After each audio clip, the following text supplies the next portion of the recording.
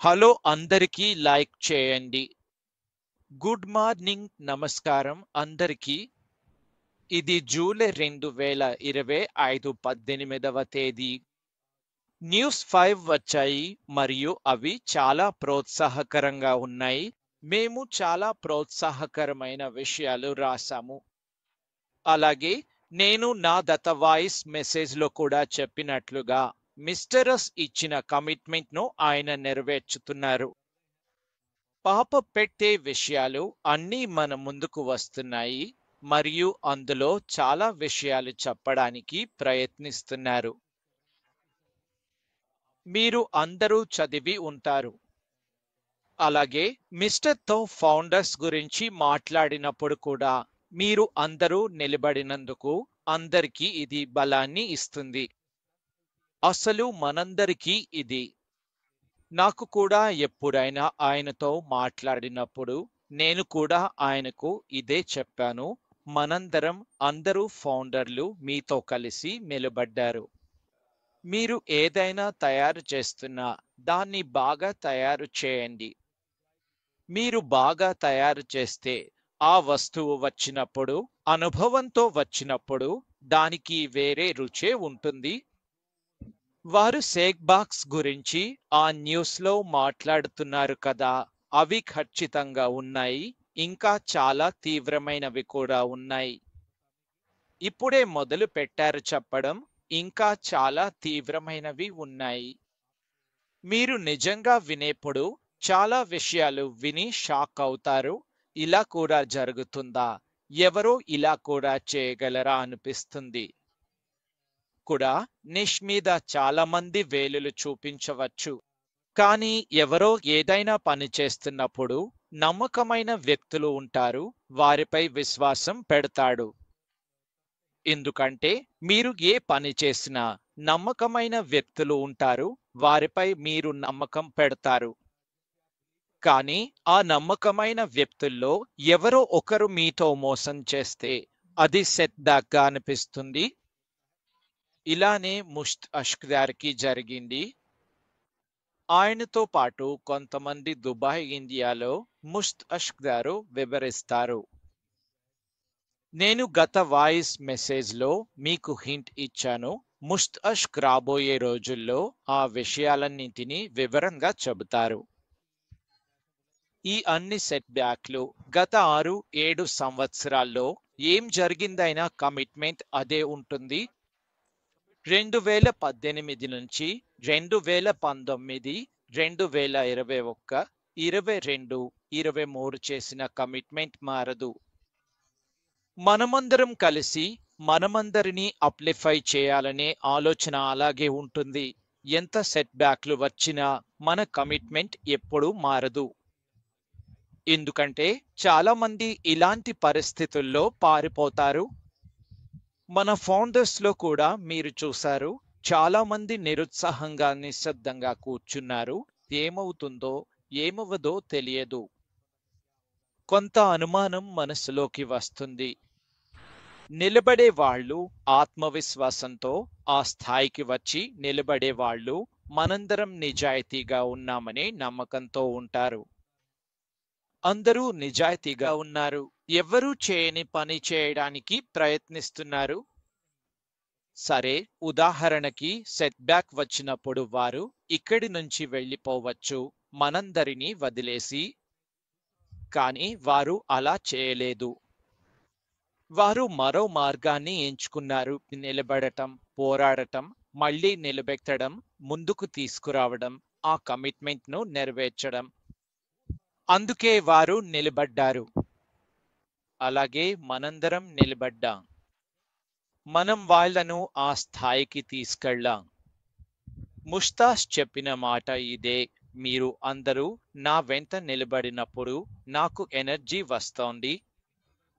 లక్షలాది మంది నా వెంట ఉన్నారు కాబట్టి నేను తప్పకుండా మంచి చేయాలి. ఆయన నిజంగానే అదే చేస్తున్నారు. ఇవాళ ఆయన ఇంక్రోజ్లో రాసిన సందేశం చాలా బాగా ఉంది. అవును, విషయాలు స్పష్టంగా అవుతున్నాయి. మన ముందే రోడ్ ఉంది, చాలా మంచి, చాలా పొడవైన రోడ్. రాబోయే కాలంలో పోకి మరియు దాని చుట్టూ మనం పైకి నిలబడి ఉన్నాం. ఇప్పుడు ఆ డార్క్ సొరంగం ఉంది. దాని మధ్యలోంచి మనం బయటకు వస్తున్నాం. నెమ్మదిగా పోకర్. ఆ తర్వాత వెలుగు మాత్రమే ఉంటుంది. కాబట్టి చాలా ప్రోత్సాహకరమైన విషయాలు ఉన్నాయి. కానీ మళ్ళీ జాగ్రత్తగా ఉండాలని హెచ్చరిక కూడా ఉంది. నేను అందరికీ ఎప్పుడు చెప్పే విషయం ఏమిటంటే, అవును, ఈ విషయాలు ప్రోత్సాహకరంగా ఉన్నా వాటిని ఎంతవరకు చెప్పారో అంతవరకే తీసుకోవాలి. ముస్తాష్క్ ద్వారా చెప్పిన విషయాన్ని అతిగా ఊహించి మార్కెట్లో చెప్పకండి దయచేసి. ఎందుకంటే ఇంకా చాలా విషయాలు రావాల్సి ఉన్నాయి. నేను చెబుతున్నప్పుడు ఇంకా చాలా విషయాలు రావాల్సి ఉన్నాయి అంటే ఎక్కడో ఒక చోట నా మాట జరుగుతోంది కదా. నేను మీకు అర్థం చేసుకునేలా చెప్తూ ఉంటాను కదా. కాబట్టి ముస్తాష్క్ అక్కడ ఎంత రాస్తారో అంతవరకే అర్థం చేసుకోండి. ఎందుకంటే గత వారం రోజులుగా నా దగ్గర చాలా విషయాలు వచ్చాయి. మీ గ్రూపుల్లో ఏమేమో జరుగుతుంటుంది. ముస్తాష్క్ చెప్పనివి కూడా ప్రచారం అవుతున్నాయి. ముస్తాష్క్ ఎక్కడ చెప్పారు?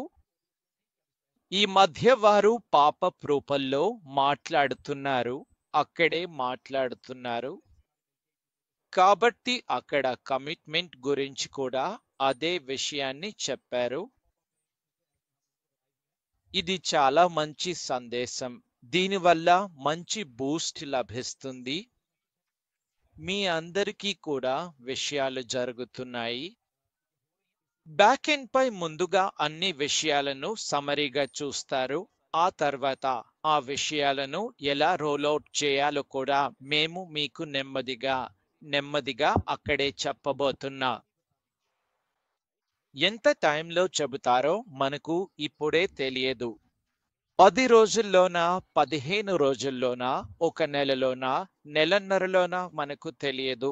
దాని గురించి చెప్పలేదు. కానీ నేను మాట్లాడినప్పుడు ఆయన నాకు ఇంత మాత్రం చెప్పారు. నేను మీ ద్వారా కొన్ని విషయాలు ఇస్తాను. అందరికీ ఒకే సమయంలో టైం టు టైం ఏం జరుగుతుందో తెలుస్తూ ఉంటుంది.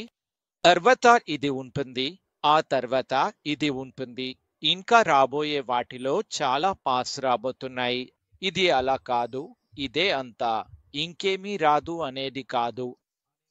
రాబోయే రోజుల్లో వరుసగా పాపప్స్ వస్తూనే ఉంటాయి కదా.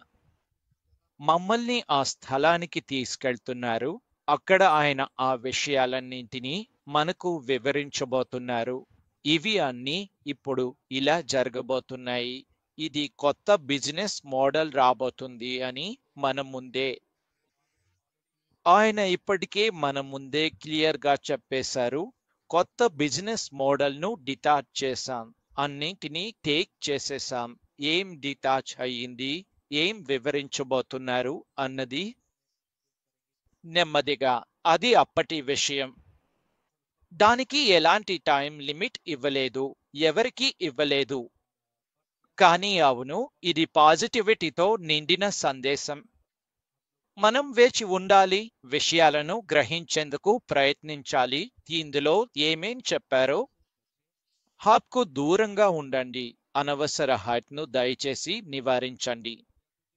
ఎందుకంటే చాలా విషయాలు నా దగ్గరికి వస్తుంటాయి. మీ దగ్గరికి కూడా వచ్చుండొచ్చు.